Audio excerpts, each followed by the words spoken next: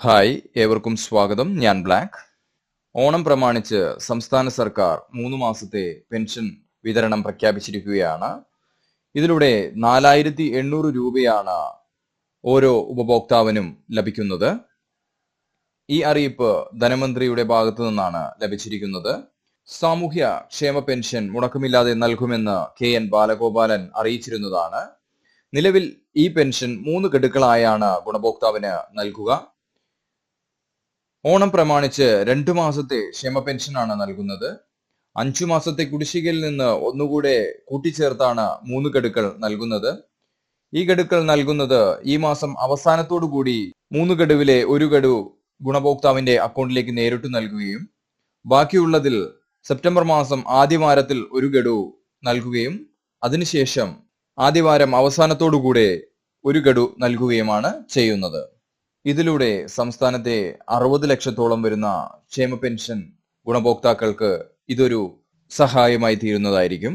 നിലവിലെ ഈ 3 ഗഡുക്കൾ നൽകുന്നതിനായി സംസ്ഥാനത്തിന് 1800 കോടി രൂപയോളം ചിലവ് വരുമെന്നാണ് അറിയിച്ചിരിക്കുന്നത്. അതുപോലെ തന്നെ ക്ഷേമ പെൻഷനിൽ നിലവിൽ 5 മാസത്തെ കുടിശ്ശിക തുടർന്നു പോവുകയാണ്. ഈ കുടിശ്ശികയിൽ 2 ഗഡു ഈ സാമ്പത്തിക വർഷത്തിലും ബാക്കി വരുന്നത് അടുത്ത സാമ്പത്തിക വർഷത്തിലും നൽകുമെന്നാണ് അറിയിച്ചിരിക്കുന്നത്.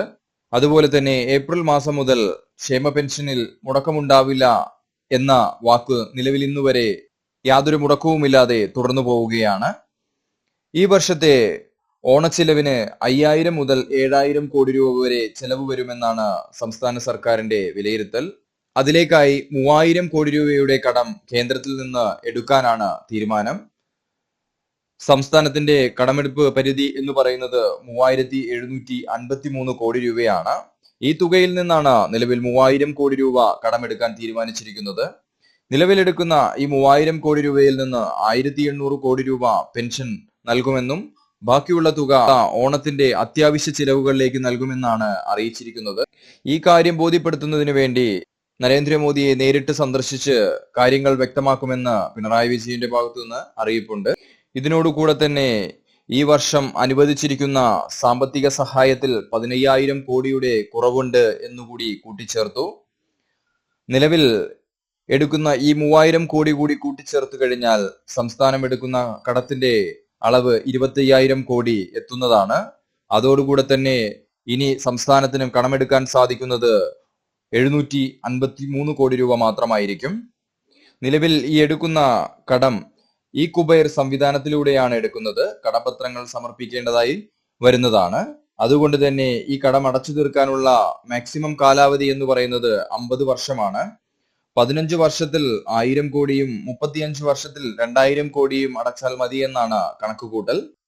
എന്നിരുന്നാലും ഈ എടുക്കുന്ന 3000 കോടിയിൽ നിന്ന് സംസ്ഥാനത്തെ 60 ലക്ഷത്തോളം വരുന്ന പെൻഷൻ ഗുണഭോക്താക്കൾക്ക് തീർച്ചയായും 3 മാസത്തെ ഗഡുക്കൾ നൽകുമെന്ന് തന്നെയാണ് സംസ്ഥാന സർക്കാരിന്റെ ഭാഗത്തു നിന്നുള്ള അറിയിപ്പ്.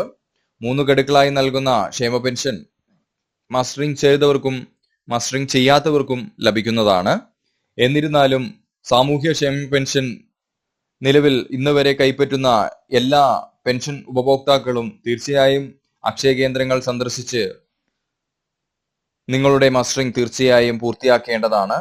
മസ്റ്ററിംഗ് പൂർത്തിയാക്കാത്ത പക്ഷം നിങ്ങളുടെ പെൻഷൻ വരുന്ന നാളുകളിൽ നൽകുന്നതിൽ തീർച്ചയായും ലഭിക്കാതെ വരുന്നതാണ്. നിലവിൽ ഓണം പ്രമാണിച്ചുകൊണ്ടാണ് മസ്റ്ററിംഗ് ചെയ്തവർക്കും ചെയ്യാത്തവർക്കും യാതൊരു മാനദണ്ഡവും കണക്കാക്കാതെ എല്ലാവരുടെ അക്കൗണ്ടിലേക്കും തുക ട്രാൻസ്ഫർ ചെയ്യുന്നത്.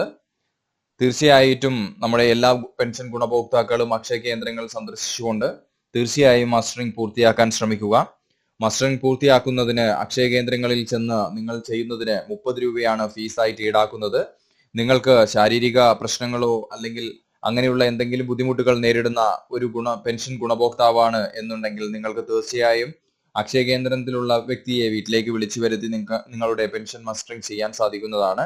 ഇപ്രകാരം നിങ്ങൾ പെൻഷൻ മസ്റ്ററിംഗ് ചെയ്യുന്നതിന് വേണ്ടി നിങ്ങൾ 50 രൂപയാണ് അക്ഷയ കേന്ദ്രത്തിലേക്ക് നൽകേണ്ടത്. അതുപോലെ തന്നെ നിലവിൽ പെൻഷൻ മസ്റ്ററിംഗിന്റെ സമയപരിധി സെപ്റ്റംബർ 30 വരെ നീട്ടിയിട്ടുണ്ട്.